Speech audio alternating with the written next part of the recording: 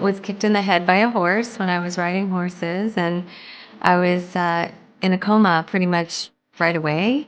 I was taken to a couple different hospitals in the Dallas area in Texas, and um, the doctors it was the fifth day, and around the third or fourth day, they told my parents, "There's really nothing we can do, but can I can say that it was quite powerful." And I was on a raft, like a wooden raft of sorts, it's kind of these giant logs, really. And Jesus was in front of me, and there was a man to my left with long brown robes and bare feet. From there, though, I was taken into the beyond, the golden light. And the golden light was really truly the experience for me. I all of a sudden had just this kind of knowing of all of these things about life and why we're here and everything. And then everything went dark as soon as I.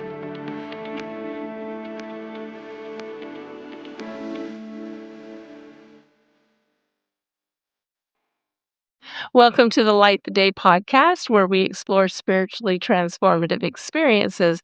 I'm your host, Julie Clough, and as always, I'm going to remind you to subscribe, like, comment. We love to hear your comments. And if you're on YouTube, hit that bell so you receive the notifications. Today, I have with me a very special guest, Ellen Weir. Hi, Ellen. Hi, I'm so happy to be here. Thank you. Thanks for inviting me. Yeah, I'm super excited to dive into your story.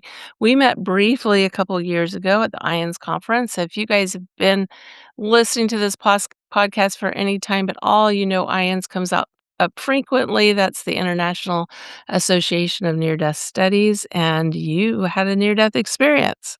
I did when I was 12. Yeah. Before we get start talking about that specifically, tell us a little bit about yourself and what you do today. Well, today I'm a board certified music therapist. I work with crystal singing bowls and altered states of consciousness. So I use music to take people out of body, to connect with angels, guides, loved ones. And I also have a master's in transpersonal psychology, which is spiritual psychology. So I'm very well versed in altered states of consciousness and different brainwaves. And then I also teach the singing bowls and how to create brainwave entrainment, kind of otherwise known as binaural beats.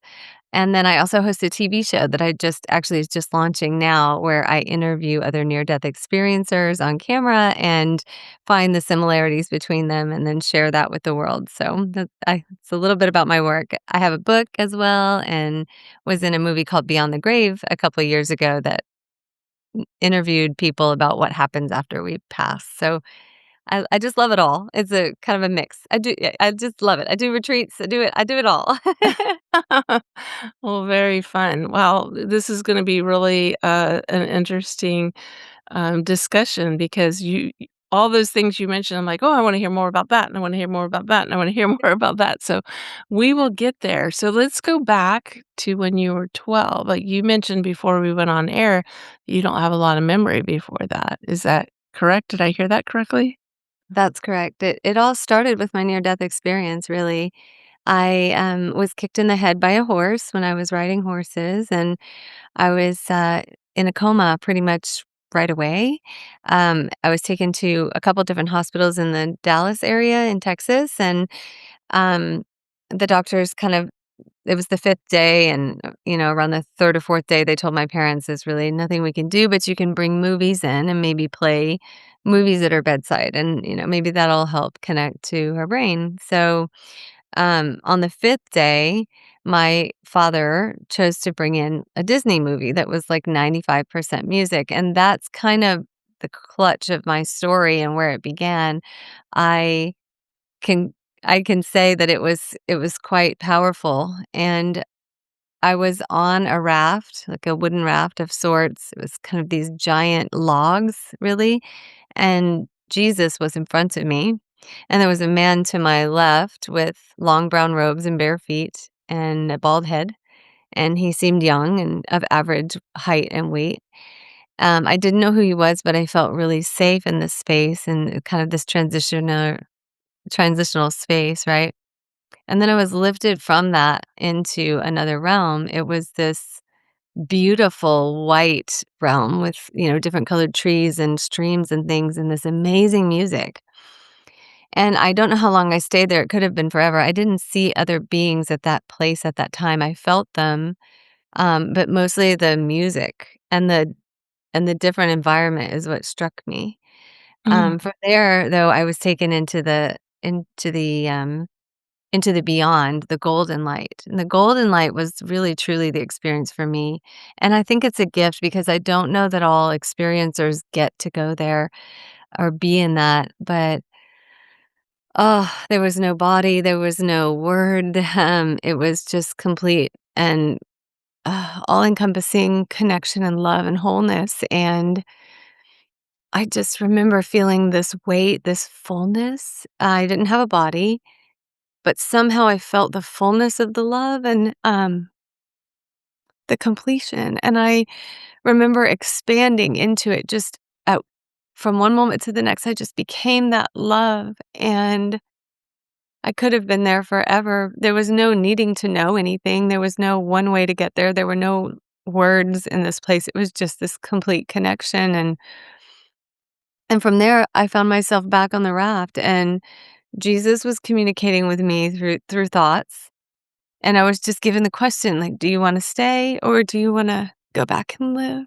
interesting. And yeah, I remember saying I wanted to stay at first, and then I received information, I received the trajectory of my father's life and my brother's lives and how this would affect it. There was no right or wrong at all in any way, shape, or form. I could have chosen anything. It would have self-corrected, but I saw that and I received all of these truths about, why we're here, why now, um, what this time meant, and my soul chose to live. And in that moment, I was so grateful because I had no like emotion when I was making the choice, right? But in that moment when I made the choice, I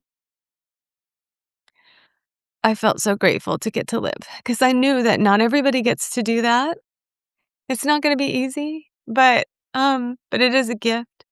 And so I vowed in that moment, I will come back and I will heal people with music. That's what I said.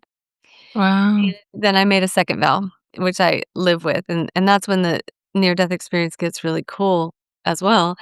I made a vow to give gratitude every day for every experience on this planet because I Mm, know it's a gift. So I all of a sudden had just this kind of knowing of all of these things about life and why we're here and everything, and then everything went dark. As soon as I made that vow, those 2 vows, I was in the darkness, there were music notes on a staff in the distance, and I could watch them, moving, but I couldn't hear anything, and they just kinda got closer and closer and went through me, and then I heard this tiny pinprick of sound way down below, and the sound was music, and I almost it was almost inaudible. It was like, "Am I crazy? Am I hearing something?"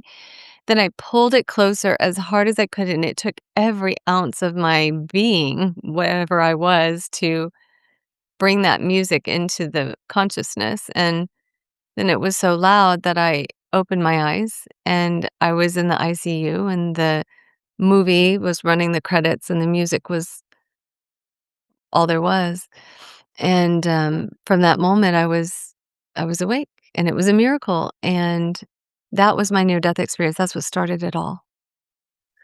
okay, wow. Wow, wow, wow. Alright. Did you retain any of the learning that you received on the other side? It's massive. I live in the learning, I live in the knowing, I mean, off the top of my head, just a few are that,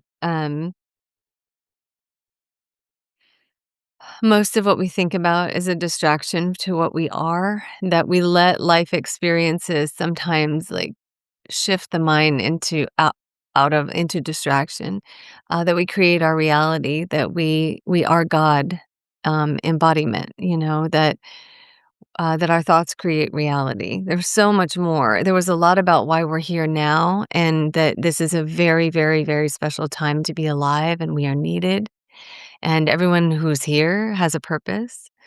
Um, there was so much more, but it comes out kind of in session, in groups, it comes out in my writing, and that's kind of how I channel. I continue to channel that wisdom constantly. Mm. Can you speak more to this idea of why we're here now and what changes we're going through at this time? 'Cause I've heard other people share about that, and I've also, as I connect with the angelic realm, I've also received messages about that, and I'm just, uh, I know everybody will be interested, including me, in what the the concepts were, the principles were that you learned in that aspect of b because frankly, I look at the world and I think, "Oh, the world has gone through so many shifts and changes." Like, if we have any inkling of history, which I tend to have been somebody who was interested in history and did a bit of studying of history, we know that we're a completely different civilization than we were 100 years ago, 200 years ago, 500 years ago. Like, everything is shifting and changing all the time, and we're in denial of that. And we always think that we're the most evolved, and I always think, "What are we gonna look back on 200 years from now and think, 'Oh oh my gosh, we were so silly to believe that,'" right? So I'm just curious from your perspective what some of those things were that, um the significance of this time period, how is it different than any other shift in time, if you can answer that? I can speak to what came through to me in the near-death experience and then what's come after. Okay.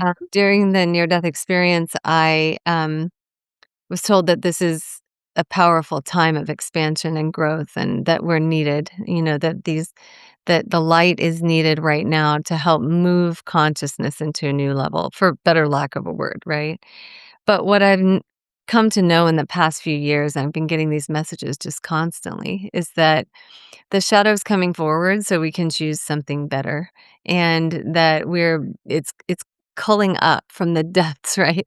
So that we can see it and choose differently, and I believe now, especially now, I've been getting lots of messages lately that there is assistance, that we are being assisted, that more assistance is coming, there will be an intervention, and we are the intervention as well. So there's an awakening happening by design where many people are awakening to new gifts. They're, learning the concepts of love and how to choose love over fear or judgment. And our practice right now is how to be in that knowing. The interesting thing that I also noticed because I work with so many people individually and in groups is that there is a theme right now that people are going through experiences that they never thought that they would. It is Mhm. pervasive, especially in the light worker community. And this is enhancing our capacity. And it's saying, okay, you know the truth. You know the truth of what to do to choose love. Will you choose it now? Will you choose it now? And, even me personally, I've been looking at one of the hardest experiences of my life, like to return to that knowing, to return to the gratitude, to the belief and knowing that everything happens for a reason, which was another message on the other side, and that we are always guided and always supported. So even in these times, I'm returning to that knowing day and day, and it is a practice. So I think that's a lot of what it's about. I mean, I think there have been there have been maybe 6 other times where we've had a chance to move into advanced civilization, and I believe that is happening now, and this is our 7th opportunity to really transcend, the human experience and to ascend as a culture, as a community, as a planet together. Yeah. Yeah, thank you. I think from our vantage point right now, just from our human side of looking at circumstances, Mhm. we can in some ways, we can see this, taking place, and in other ways, we're looking around going, "How are we gonna get there?" Yeah, exactly. The birth is messy. Exa That's for sure. That is definitely the experience that we're having right now. Mhm. Go back to, like, you're 12 years old, Yeah. and that's a lot for a 12-year-old. And then It to come back and then and you didn't have any memory of your previous experiences up to then? What was that like? I knew the essence of people, the energy that they had. I knew that instantly. I knew their love for me. So I didn't know necessarily who they were. And so I also couldn't understand cognitively a lot of what people were saying. It was just so fast, it would just I couldn't. So I learned to really tap into my intuitive gifts, and it was a learning ground then too, dealing with the pain, the physical pain, and the not knowing of language as well as I did and not having memory was the greatest training ground of my existence, is where I really stepped into my gifts.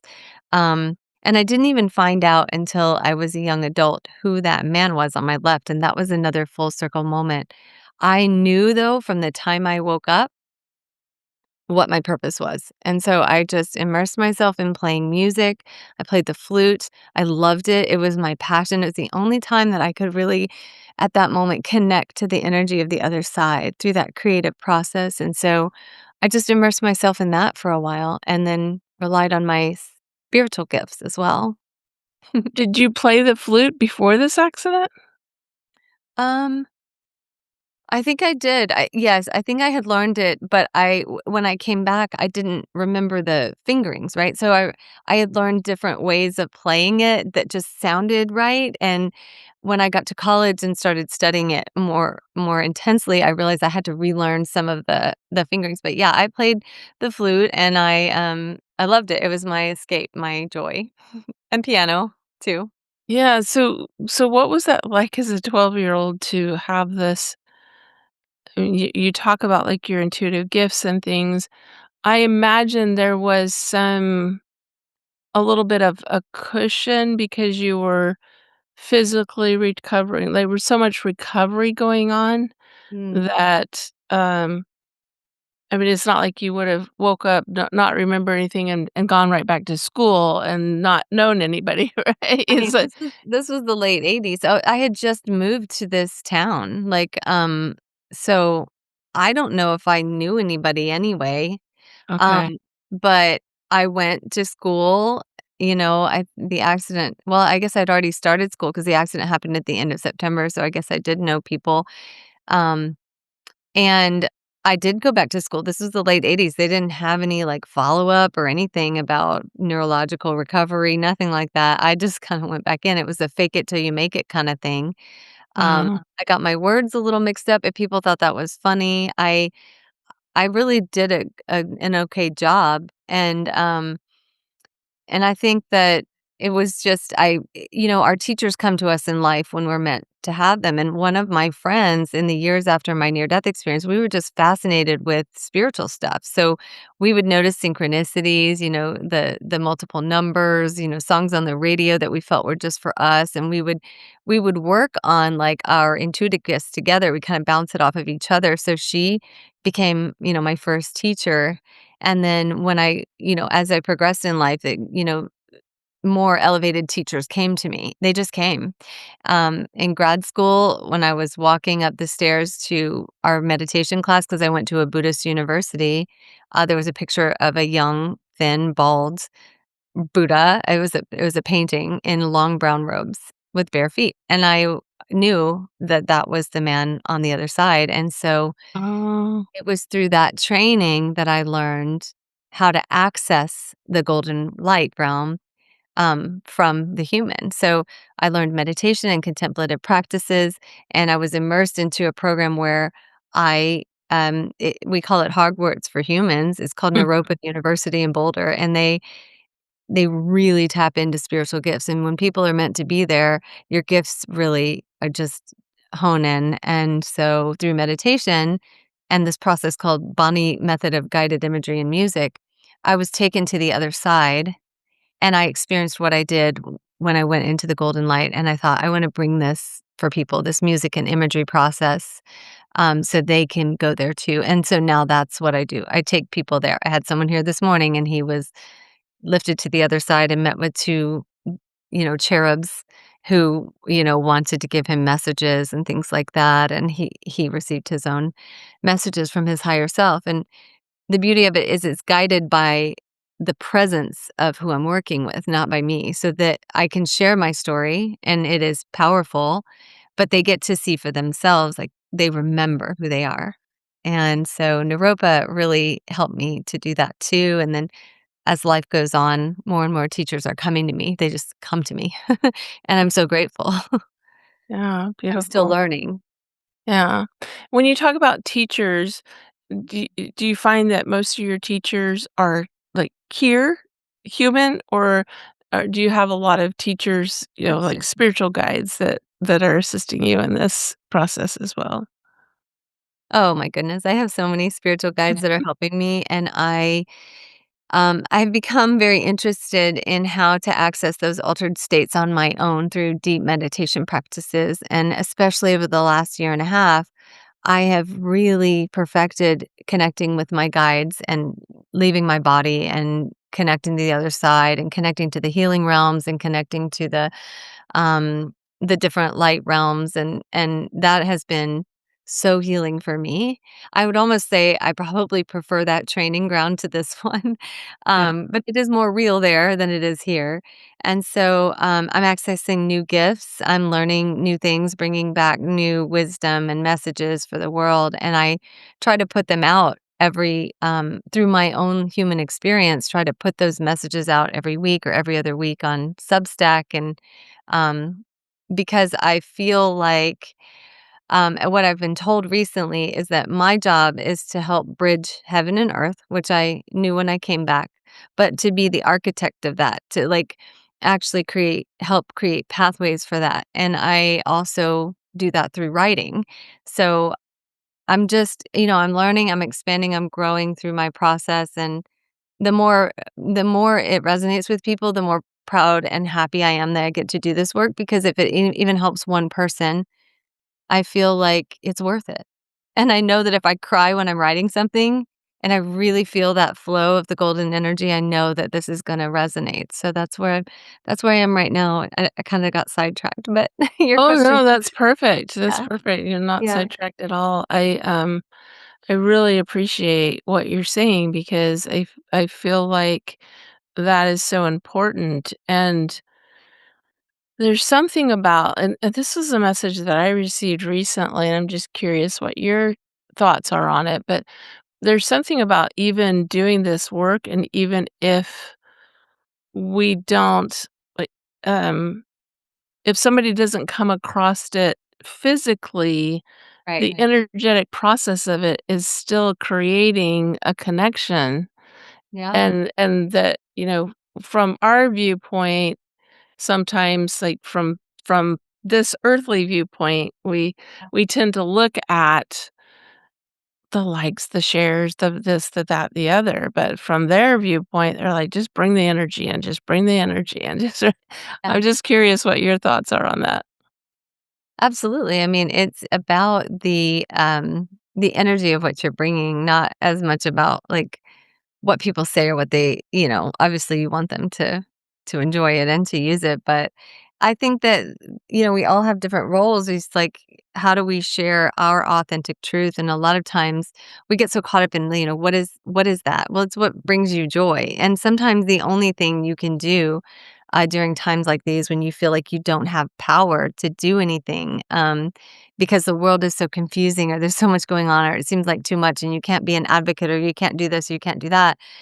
In reality, it's not asking that of you. It's asking you to be fully authentically who you are, 100%, and that's how you change the world. So, yeah, it's sometimes, to me, it feels like the process of putting it out there is so healing for me that that's the point, you know? Mm. But I also want it to help others, so there's this inspirational piece as well, but it's a good point, yeah. You've mentioned some of the things that you learned. You mentioned were there other people in your near death experience? Like, these are powerful beings. Yeah, We're talking about Jesus and Buddha. yep, I'm so grateful. That's it, that's who was there for me. Um, I was, I moved out of I moved into the golden light, and I think that was really the heart of my experience and where I was meant to go, and that's what I pull from in every experience that I do, every talk that I have. And I continue to get messages from that realm, one of my favorites is coming through for me now, so it might be interesting to you or one of your viewers, is that everything is vibration, right? Everything is light, it is vibration. And I was shown these massive, like, sound waves, right? Massive vibration, in the universe, and that represented the God essence, the higher realm, right? And I could see them, and when they intersected, it created, uh, the earth and us, right? And then we also create vibration through our work, through talking like this, through writing, through creative process, through music, through movement, and, we create these tiny frequencies as well compared to the God essence, right? But as we do, it expands the collective consciousness. So, what we're doing here does continue to create this infinite supply of love and vibration that moves out into the universe. So, I was told that, we expand consciousness, we expand the universal energy, and that's part of why we're here as well. I also got a message, like, from the earth of, like, we are the salt of the earth, and we've heard that before, and I was just dialoguing earth, like, is that our job to just be here and be salt of the earth and feed the earth, and what do we get? And the answer was very clear, is that, we receive the experience of life. It's something that we can't achieve on the other side because everything is perfect and everything is beautiful. But here, we have the opportunity to expand our light through what we choose. We have the opportunity to come into this experience, which is all vibration. Everything around us is made of vibration. This desk, everything, it's all light, it's all vibration. Um, and they told me how to see that as well. But we are here in this kind of construct so that we can live out rediscovering ourselves, our God presence through every experience. So everything is meant to take us closer into that God presence so that we can then ascend. We can choose the higher path. We can choose love. And our opportunity is in the choices that we make, right? Like, how do we treat other people? And that was another thing on the other side. Like, that, a lot of things don't matter, but people matter and how we treat them matters. And that's why I think many go into these life review phases before their near death experience. I did not have one that I remember, but I think many people go back to say, hey, like, look, this is an opportunity where you could have chosen, not as a judgment, because there's no right or wrong. It's just like a learning ground, right? Here's an opportunity where you can choose love. So I would just tell the viewer to remember that no matter how hard it is, it's an opportunity for you to connect more with your own presence. Because, you are guiding this experience. You chose this, you stepped into it. And as hard as it is to believe that sometimes, because believe me, I've been in the same boat, um, it is why we came.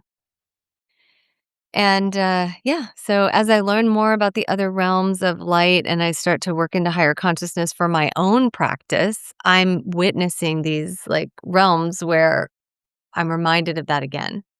We're here, we're talking about this. We have similar thoughts and feelings about these types of experiences. Your experience, these different realms, all right? But a lot of the people around us are not aware of this, even this type of conversation. They may have never even heard a conversation like this before. What would you suggest to someone who has family members, people they really care about, that are really just doing life like normal business day in, day out, and Mhm.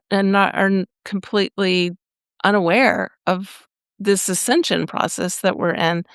Yeah. I do find that there's sometimes people worry about the people who aren't paying Yeah. attention, but what would you suggest? I would just remind you that everyone is on their own timeline and different souls came in for different reasons. Some lifetimes are meant for the expansion path, some lifetimes aren't. And the only thing you can do is within you.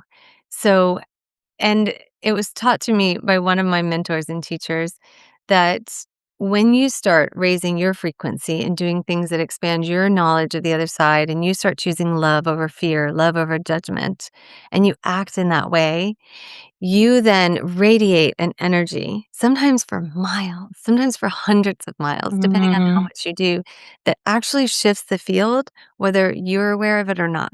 Does it mean that people are going to step into the same knowing as you? Maybe not, but it's an opportunity, and everyone will have that opportunity in their own life to use free will to make their own choice about what they want to do about this.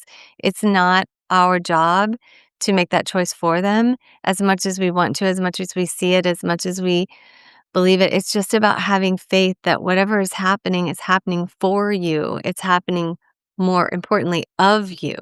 Mhm. So I think it's really hard to release things into faith, because sometimes it doesn't make sense, and sometimes you want the people you love to be in the same trajectory as you, but in reality, like, all you can do is you, and return to your path and to your joy, and sometimes that means letting them go on their path. Sometimes Yeah. it means that, and it's heartbreaking, and it's tragic, and it always makes sense later, and maybe they come to the path on their own, you know? I believe that they will. It's Yeah. just going to take us really focusing on our choices and our free will in the meantime. Right. Yeah, and ultimately, like you said, I feel like everybody I mean, everyone is whole, everyone's okay, everyone is going to, be okay in the end. It's just what it looks like here sometimes can be pretty messy. It can be, and just, holding love for people and not judgment of where they are. I think that's a really big lesson for this current time that we're in too, because there's so much division. There's so many people that want to make it about right or wrong, and their story is created around the other person being wrong because that helps them to stay in their belief. Um, And that is everyone has the light within them, everyone can make that choice, and sometimes it's hard for us when we don't understand or we feel like sometimes that's hurtful for us, right? We can choose the loving path anyway, and I think that's the practice that's being asked of us now, in this age because we are moving into expansion of consciousness. I believe our role as a civilization right now is to create technology in order for us to see the mirror of the human mind and choose love and choose light within it, and also to use that mirror as a way to expand consciousness, to learn to co-create through consciousness, and that's what I think we're moving towards, and ironically, with this focus on consciousness, it actually brings us more fully into coherence of the heart. So right now, as a culture, we leave the mind a little bit behind because we have technology, we have tools that are helping the mind kinda you know, take a little break, right? And now we're moving into, like, true heart coherence is what we're left with, in humanity, and how do we live through that? That's the question. Can you define heart coherence? What when you say heart coherence, um, what would that be for someone who's maybe not heard of that before? So studies by the Heart Math Institute are showing that the heart sends more signals to the brain than the brain sends to the heart, and that the heart holds memory because even transplant patients will have memories of their donor long past or have cravings from the food that they love. And more work around that also shows that the heart has an electromagnetic field that we can actually feel. And how do we feel that more when we're in authenticity? Mhm. Um, even over love. If you're in authenticity, it can be literally felt by someone who's around you. And we can shift the field of others that are around us by simply being in that heart space. Now, there's a wisdom and a knowledge to the heart. And I believe the heart is where we hold that light of God that never fails, right? That we are the essence of God. We are embodiment of God energy. Um, so expanding and learning how to move through the heart in this planet rather than through the logical and sometimes um, constricting pattern of the mind that we really can connect to who we are and we'll come back to love. So, heart coherence to me is this, magnetic force of creation, this magnetic force of connection. And I feel it's so much more powerful, and I think where we're supposed to be living from than living from the human mind, because it is our greatest tool, right? It is a great tool. It can also be very limiting in the stories and beliefs that we pull into ourself, to our ego, to our construct of the world that can keep us from connecting to that God self. So if we move more into the heart, we're more deeply and directly connected to our soul. Yeah. Well, and you bring up something that I had wanted to circle back to, and that was authenticity. What suggestions would you have for people to, like, discover their authenticity, to, um, show up more authentic in their own life? Well, authenticity takes a vulnerability, right? That we are choosing to live in our true self rather than some kind of construct or protector force that we put up. In my work, I work a lot with a system of psychology called internal family systems by Dr. Richard Schwartz, the one who created this. I didn't realize I was working in internal family systems, but I was taking people into these deep altered states, and they would see a younger version of themselves that may have been injured or hurt, that is coming forward in their imagery for them to speak with.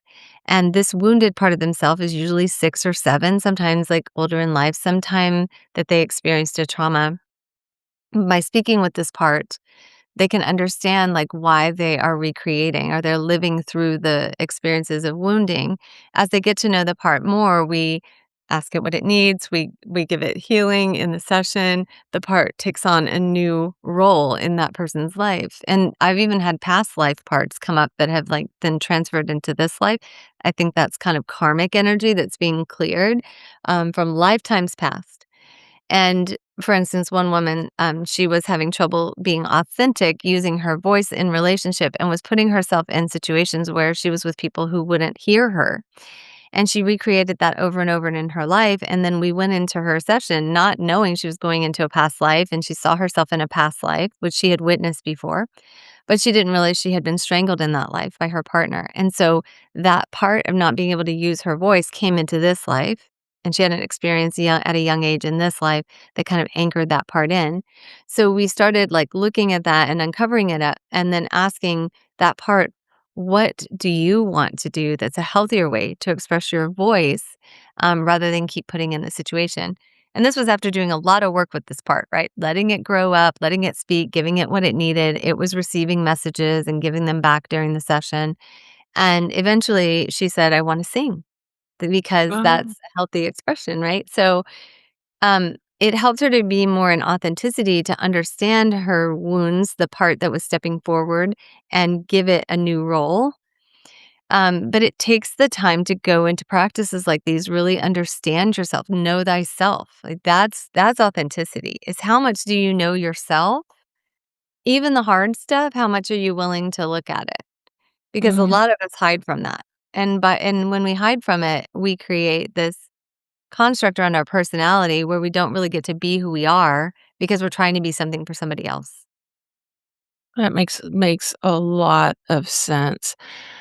I would really love for you to share about music, because that's your specialty, that's your focus, that's been part of your purpose. Yeah, How can we, just share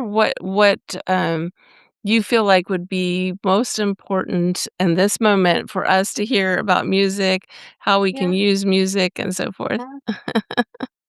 Well, music can communicate what conscious thinking cannot. It can take us into deep states of feeling, expression. And I just believe it is a gift that was given to us in order to help us shift out of certain states. And so there are studies that show what music does to the brain. When I use classical music in a deep state, and people are, because I've used the bowls first or different types of, we call them, oh, what is it called? We just have this, like, induction, right? Like, where you move into the body or you move into, like, out of the mind and into the heart, or you move into like a higher consciousness, then we start the music, and your brain doesn't know the difference between imagined and real when you're in those states. And the music is structured enough that, because I use classical music in the programs, that your mind is conscious enough to know what you're experiencing, but it's not too deep that you're in hypnosis or something like that. You're actually able to consciously guide it. And people tell me, like, here's what I'm seeing, here's what I'm witnessing. And everything is either a parallel or construct to what you're going through in your life right now, or it's a spiritual download out of body. Sometimes people get heavy or light or cold or hot, and they're taken out of their body and they're in a transpersonal experience, all guided by the music. And so the music just is this framework in which we can actually just listen to a higher voice. So, on a day to day level, we can do that, of course, and then you can go deeper. We can use it for all of these practices. In fact, this program, this way of using music that I use, it actually stimulates the same parts of the brain as LSD. And LSD is known to be like a great awakener, but it's kind of the way that they studied it was like a little bit it was outside of ethical, whatever, but they found that people had these awakenings and the different parts of the brain were lighting up, and so in music, it's just a healthy container and framework that people can access those higher levels of consciousness. We strip away whatever blocks we have at reaching the highest realm, and we can access it directly. Wow. Yeah. Wow. You were sharing that about classical music, and it reminded me of an experience I had with one of my daughters when she was a baby. She was an infant, and she was in her swing and Mhm. mostly like asleep or some, close to asleep. And Yeah. I was playing the piano and I was playing classical music and she was just so restful. And then I would switch to pop music and she Yeah. would wake up and start crying. And then I would go back to the classical music and she would go back to sleep. Like, this Yeah. happened enough that I started to see this pattern, which is really Yeah. fascinating. Yeah, there are so many studies out there about what different genres of music do and how they affect animals and people. It's fascinating. And just when we talk about sound in general, like if you have two sounds that are very close in frequency, two resonant sounds, your brain will hear one sound in one ear and the other sound in the other, and you actually create a third tone in the brain. And that third tone is what can take you into these states of like manifesting or out of body experiences. And that's kind of amazing because many people, it takes, 5 years of training in Kundalini yoga or meditation for 10 years to get to that state, but sound can do it even more quickly. Wow. So we're just able to access these higher levels, and anyone who follows the studies of consciousness that have been done, and there are entire institutes built around the study of consciousness, that's how they get people into these higher states. They use binaural beats, they use brainwave entrainment. And it's not just that, your entire body, all of your cells, at the center of every cell in the nucleus is vibration. And so as we bring vibration to the physical body, the cells elevate, our frequency rises, and our cells kind of entrain to the sound that we're hearing, and they reorganize. The study of cymatics looks at that directly, like where they show these sacred geometric shapes that come out on plates of metal where they Mhm. apply a sound to them. And it's just fascinating if you get into that, because that's what it does to our body too. And to water, we structure the water. The structure of the water changes based on positivity, but also based on sound. So everything that we say to ourselves, our cells are hearing, imprinting from our voice even. So there's so many ways you could go with this. There's even vibroacoustic therapy where there's a belief that we lose vocal range when we have like injury or illness in the body, and we can actually like imagine the distorted sound of this problem that we're having. It could be a problem in life or an injury or an illness, right? And we sing it at its worst with a tone. And then we imagine what would it sound like perfectly in harmony, and then we sing it in perfect harmony, and we're singing ourselves back to wellness. These studies are really, really cool, and they're gaining more momentum as well, so I'd be watching for that soon. Yeah. So for someone who is new to this idea or this, or these practices, where would you suggest they start? And by extension, where can they reach you? Yeah. If people are interested in the study of sound, study the field of cymatics. That's where you start. And the Dr. John Stewart Reed is a really great one. He has some also mystical kind of experiences that he didn't expect when he was testing sound in the Egyptian pyramids. You can look at studies of consciousness on sound and brainwave entrainment. There are multiple different institutes on the study of consciousness that you can look up. As for me, I love this stuff and I love bridging science and sound. So I actually teach classes about the singing bowls and how they work in the body and the nervous system. I include information about toning and I have a course coming up on May 2nd of 2026 is a course, but I do it every month. And you can go to my website, wellnessmusictherapy.com, to find out more about that. I have retreats. I have, like international retreats and local retreats that people could sign up for. Also find out on my website. My Instagram page is Wellness Music Therapy. There's just like this little underscore line between the words. Um, I have a Substack group that I'm really, really proud of. It's a meditation group. And I lead downloads of light weekly using the bowls. And yes, there are binaural beats because I have the right setup to record in that way, where people listen with headphones and then they receive their own messages. It's like a 20-minute meditation. And that's under my name, Ellen Weir, Wier. It's only $11 a month, and you get weekly meditations, like three a month. You can read my book, which is called Waking Up in Heaven, Living with Purpose Through Afterlife Wisdom. I have a show that's being launched actually very imminently. It's called Life After Life with Ellen. It's on the new network by Jack Osborne called Spark. You can find it on any smart TV or on your phone, and they're uploading the shows now. I'm also featured in Beyond the Grave, which won the Best Paranormal Film of the Year in 2023 for, like, studies on what happens after death. That was a really good one. I only have a 10-minute spot, but I would just refer people to that because there's some interesting stuff in there about studies of consciousness. Yeah, so, I mean, lots of Fascinating. good places to look, yeah. Yeah. Where can we find Beyond the Grave? That one's on Amazon. It's the It's on, like, yeah, Prime? yeah, 2023 or 2024 version. They can find that. Yeah, it's like a Very you cool. you pay for the download kinda thing. Well, I really appreciate your time, and before we go, I just have a couple of questions. One is, are there spiritual practices that you do? I feel like you've shared a lot about Yeah. some of your practices, but, are there spiritual practices that you do that help you stay connected, and is there any last words of wisdom you wanna share before we go? Yes, I do spiritual practices all the time. Meditation, like just basic Shambhala meditation where you just focus on the breath and releasing the thoughts. I think that's where people should start. Like releasing negative thoughts is, I think, a practice that leads to increased health, happiness. I think it just takes you out of your story, which we all fall into, which is, the story is never the full reality, right? It's what we construct. I do toning regularly, which is just singing on different vowel sounds. Of course, I play my bowls. I love to use high frequency essential oils to kind of like raise my consciousness and breathe in affirmations. I am safe. I am loved. I'm whole. And then I would say like they just move into the brain, so I love that.